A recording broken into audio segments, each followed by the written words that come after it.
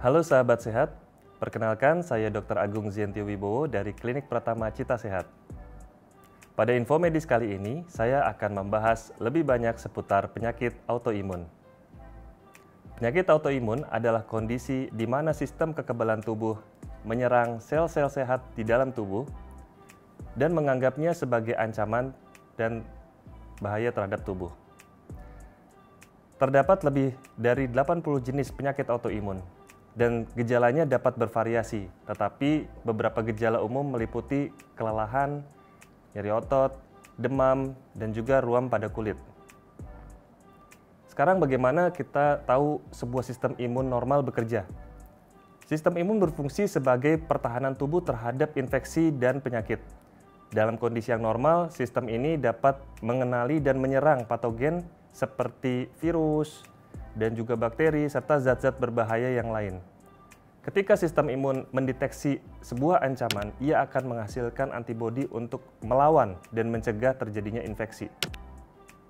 Fungsi utama dari sistem imun ini adalah mengidentifikasi dan menghancurkan patogen yang dikenali sebagai patogen asing, memproduksi antibodi untuk bisa melawan infeksi, mengingat patogen yang pernah dihadapi untuk respon yang lebih cepat di masa yang akan datang. Penyakit autoimun ini terjadi ketika sistem imun keliru dalam menyerang sel-sel sehat di dalam tubuhnya sendiri, menganggapnya sebagai sebuah ancaman. Hal ini bisa menyebabkan kerusakan pada jaringan dan gangguan fungsi organ. Penyebab pasti dari penyakit autoimun ini belum sepenuhnya dipahami. Tetapi ada beberapa faktor yang bisa berkontribusi atau diduga meningkatkan risiko, termasuk adanya faktor genetik, faktor lingkungan, dan gaya hidup. Sebagai contoh, untuk faktor genetik, ada riwayat keluarga dengan penyakit autoimun. Kemudian untuk faktor lingkungan, adanya infeksi oleh virus atau bakteri, ya ini juga bisa menjadi salah satu faktor risiko. Kemudian paparan bahan kimia seperti asbes dan merkuri.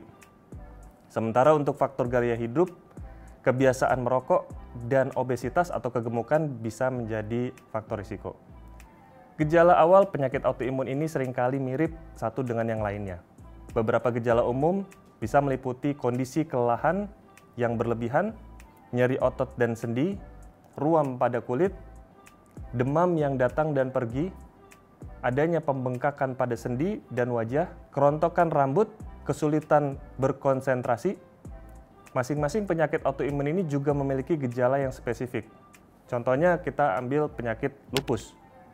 Bisa menyebabkan kondisi demam, nyeri sendi, ruam kulit, dan juga kejang. Ada penyakit lainnya seperti penyakit Graves, menyebabkan penurunan berat badan, mata menonjol, dan juga gelisah. Kemudian kondisi penyakit psoriasis, yang ditandai dengan bercak merah tebal dan bersisik. Kita perlu tahu apa saja komplikasi dari penyakit autoimun. Yang pertama adalah kondisi yang namanya neuropati. Beberapa penyakit autoimun ini seperti rheumatoid arthritis dapat menyebabkan kerusakan pada saraf. Gejala yang muncul termasuk kelemahan pada kaki atau lengan serta terjadinya mati rasa. Komplikasi lain bisa berupa kerusakan organ seperti pada kondisi penyakit diabetes tipe 1 yang menyebabkan kerusakan pada organ termasuk gagal ginjal. Kerusakan ini terjadi karena sistem imun menyerang jaringan tubuh yang sehat. Komplikasi lainnya berupa kondisi penyakit jantung, di mana reaksi imun yang berlebihan dapat menyebabkan peradangan yang berkontribusi pada aterosklerosis. Penumpukan plak di dinding pembuluh darah juga bisa terjadi pada kondisi penyakit jantung ini. Ini akan meningkatkan risiko penyakit jantung terutama pada penderita lupus dan juga psoriasis. Komplikasi lainnya berupa gangguan suasana hati, yaitu kondisi kronis dari gejala yang berkepanjangan, dapat menyebabkan masalah mental seperti depresi dan juga kecemasan. Kelelahan dan rasa sakit yang terus-menerus seringkali memperburuk keadaan mental bagi penderita penyakit autoimun. Oleh karena itu, pengelolaan gejala penyakit autoimun ini sangat penting untuk mencegah komplikasi yang lebih serius. Meskipun sampai saat ini belum ada obat yang sepenuhnya bisa menyembuhkan penyakit autoimun, namun pengobatan yang tepat diharapkan bisa membantu mengontrol gejala dan mengurangi risiko dari terjadinya komplikasi. Pengobatan untuk penyakit autoimun ini bervariasi tergantung dari jenis dan juga tingkat keparahan penyakitnya. Terapi umumnya akan bertujuan untuk mengendalikan respon imun tubuh dan mengurangi peradangan. Ini bisa mencakup penggunaan obat-obatan antiinflamasi atau anti peradangan, imunosupresan, atau terapi biologis lainnya.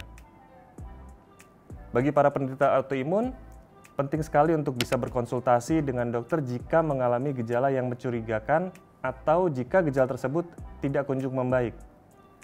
Diagnosis dini pada penyakit autoimun bisa membantu dalam pengelolaan penyakit yang lebih baik. Berikut ini saya akan coba sampaikan beberapa langkah yang bisa diambil bagaimana kita bisa mencegah kondisi penyakit autoimun.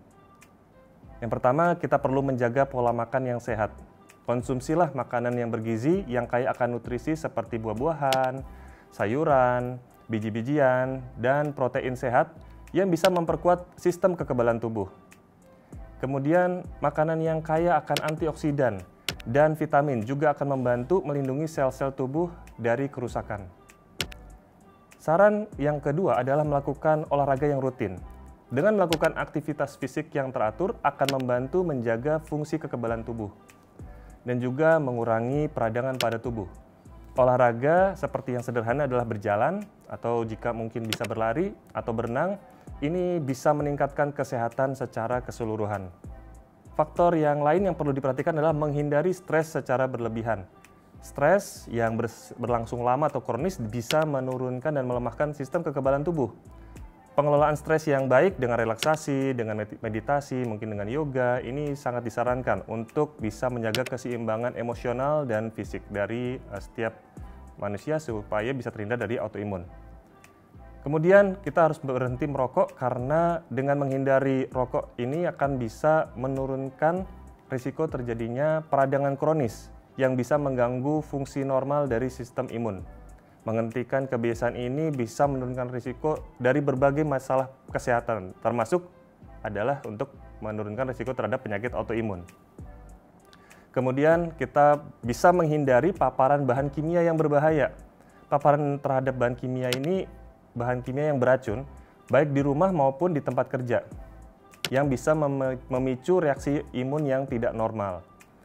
Mengurangi kontak dengan pestisida misalnya, kemudian logam berat, dan bahan pembersih yang beracun, ini sangat penting untuk mencegah terjadinya penyakit autoimun. Kemudian hal lain yang bisa dilakukan untuk mencegahnya adalah mengkonsumsi suplementasi vitamin D. Beberapa penelitian menunjukkan bahwa kurangnya asupan vitamin D ini bisa berkontribusi untuk perkembangan penyakit autoimun. Dengan kita rutin konsumsi makanan yang kaya vitamin D atau berjemur di bawah sinar matahari, ini bisa membantu memenuhi kebutuhan vitamin D. Ada faktor lain juga yang dibahas dalam pencegahan ini, yaitu bagaimana kita mengatur diet yang gluten free. Itu jika diperlukan pada beberapa orang bisa mengikuti diet yang bebas gluten karena bisa membantu mengurangi gejala dan risiko penyakit autoimun tertentu. Ini terutama bagi mereka dengan sensitivitas gluten atau kondisi seperti celiac disease. Nah, dengan menerapkan beberapa langkah yang tadi saya sudah sampaikan, mudah-mudahan setiap individu bisa mengurangi risiko terkena dari penyakit autoimun dan menjaga kesehatan sistem kekebalan tubuh secara keseluruhan. Sekian dari saya, semoga bermanfaat. Salam hidup sehat dan sampai jumpa.